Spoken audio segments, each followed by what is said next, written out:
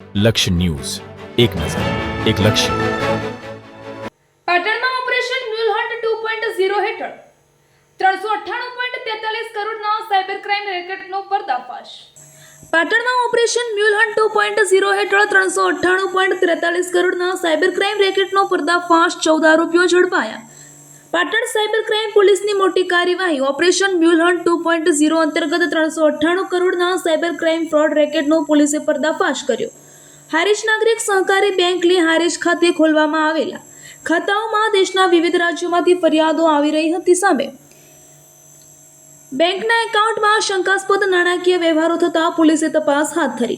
લોકોને રોકડ રકમ અને માનસિક અને કેટલાક સમૂહ દ્વારા ખાતેદારોને કમિશન અને માનસિક રકમ આપી આચરાતા હતા સાયબર ફ્રોડ. ખાતેદારો દ્વારા ઓનલાઈન જુગાર, સટ્ટા જેવી ગુનાહિત પ્રવૃત્તિઓમાંથી મળેલા રકમના વ્યવહારો કરવામાં આવતા હતા. કુલ 13 મ્યુલ એકાઉન્ટ્સમાંથી રૂપિયા 3.98 કરોડના ગેરકાયદેસર નાણાકીય વ્યવહારો થયા હતા. પોલીસે 14 જેટલા આરોપીઓને ઝડપી પાડ્યા છે. આ ગુનામાં સંડોવાયેલા અન્ય 6 ઇસમોને પકડવાની તજવીજ હાથ ધરી છે. પોલીસ દ્વારા કોઈપણ વ્યક્તિને બેંક ખાતા, ATM card, chequebook, sim card જેવી બેંક સંબંધિત માહિતી અન્ય કોઈ વ્યક્તિને કમિશન કે આર્થિક લાભથી ન આપવા કરાઈ સૂચના.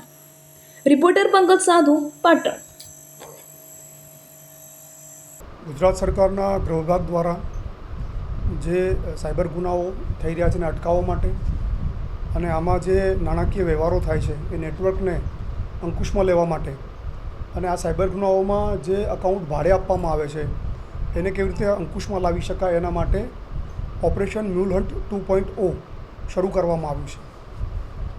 જેમાં સાયબર પોલીસ સ્ટેશનને અમુક મ્યુલ અકાઉન્ટ્સની માહિતી મળી હતી, જેના આધારે અમારા પીઆઈ અને પીએસઆઈ અને સ્ટાફના માણસોએ એનું એનાલિસિસ કરતા અને ભારત સરકારના સમન્વય પોર્ટલ અને એનસીસીઆરપી પોર્ટલ ઉપર જઈ અને ડિટેલમાં તપાસ કરતા પાટણમાંથી 13 જેટલા મ્યુલ અકાઉન્ટ, જેમાં 398.43 કરોડના શંકાસ્પદ નાણાકીય વ્યવહારો મળી આવ્યા હતા.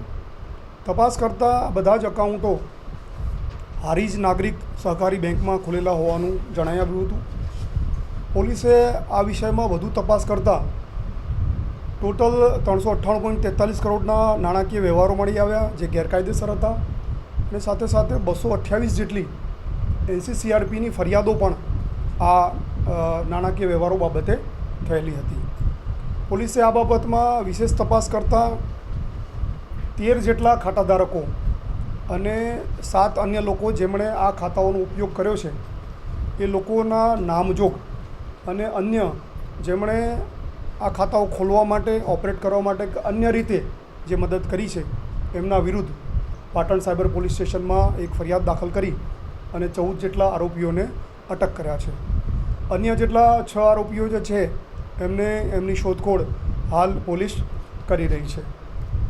પ્રાથમિક પૂછપરછ કરતાં જે ખાતાધારકો છે એમણે એવું જણાવ્યું કે હારીજના દિનેશભાઈ ઠક્કર, જેમણે આ ખાતા એમની પાસે ખોલાવ્યા અને ખાતા ખોલાવ્યા બાદ જે બેન્કિંગ કીટ મળી, એટીએમ કાર્ડ મળ્યું કે અન્ય જે કંઈ એની સાથેના ચેકબુક મળ્યા છે એ બધી જ એમણે પોતાની પાસે રાખી લીધેલી અને આમની પાસેથી એમાં ચેકબુકમાં સહીઓ પણ કરાવી લીધી હતી. અને આ ખાતાધારકોને મહિને 20,000 થી 25,000 જેટલા રૂપિયા એમને આના પેટે મળતા હતા. આ નાણાકીય વ્યવહારો જે થયા છે એ જુલાઈ 2025માં આ અકાઉન્ટમાં થયેલા હોવાનું જણાઈ આવ્યું છે અને હાલ પોલીસ એમાં ડિટેલ નાણાકીય વ્યવહારો મેળવી અને પૈસા ક્યાંથી આવ્યા છે અને ક્યાં ગયા છે એની ડિટેલ તપાસ હવે કરી રહી છે.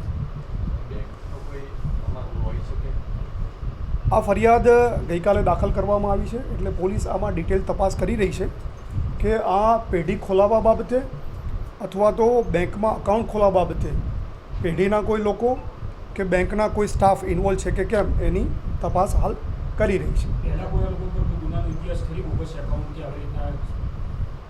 આ લોકો ઉપર અત્યાર સુધી કોઈ ફરિયાદ દાખલ કરવામાં નથી આવી. જે 7 લોકોની વાત કરી કે જેમણે આ અકાઉન્ટનો ઉપયોગ કર્યો છે તે લોકોના નામ આપણે ફરિયાદમાં લખ્યા છે.